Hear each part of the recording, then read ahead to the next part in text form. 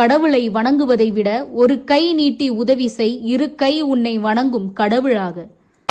கருவுற்றால் ஒரு குழந்தைக்கு மட்டும்தான் அன்னையாக முடியும். கருணையுற்றால் 1000 குழந்தைகளுக்கு கூட அன்னையாக முடியும். தண்டனை கொடுப்பதற்கு தாமதம் செய், ஆனால் மன்னிப்பு கொடுப்பதற்கு யோசனை கூட செய்யாதே. எதுவுமே நிரந்தரம் இல்லாத இவ்வுலகில் உங்கள் கஷ்டங்கள் மட்டும் எப்படி நிரந்தரமாகும்? கவலையை விடுங்கள், வாழ்க்கையை முதலில் வாழத் தொடங்குங்கள். வெறுப்பது யாராக இருந்தாலும் நேசிப்பது நீங்களாக இருங்கள். உன்மேல் அன்பு செலுத்துகிறவர்களை நேசி, உன் மீது கோபம் கொண்டவர்களை அதைவிட அதிகமாக நேசி. மனிதர்களை நீ மதிப்பீடு செய்து கொண்டிருந்தால் ஒரு காலம் உனக்கு அன்பு செய்ய வாய்ப்பு கிடைக்காது.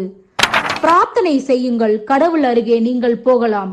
பிரார்த்தனை செய்ய முடியவில்லையா? அதற்கு பதிலாக சேவை செய்யுங்கள், கடவுள் உங்கள் அருகே வருவார்.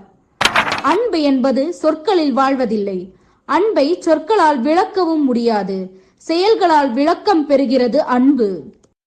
கொடுப்பது சிறிது என்று தயங்காதே, பெறுபவருக்கு அது பெரிது. எடுப்பது சிறிதென்று திருடாதே, இழந்தவருக்கு அது பெரிது. உனக்காக வாழ்கிறேன் என்று பிறர் சொல்வதை விட உன்னால் வாழ்கிறேன் என்று ஒருவரை சொல்லவை.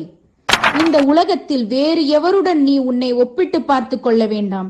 அவ்வாறு நீ செய்தால் நீ உன்னை அவமதித்துக் கொள்வதாக பொருள்.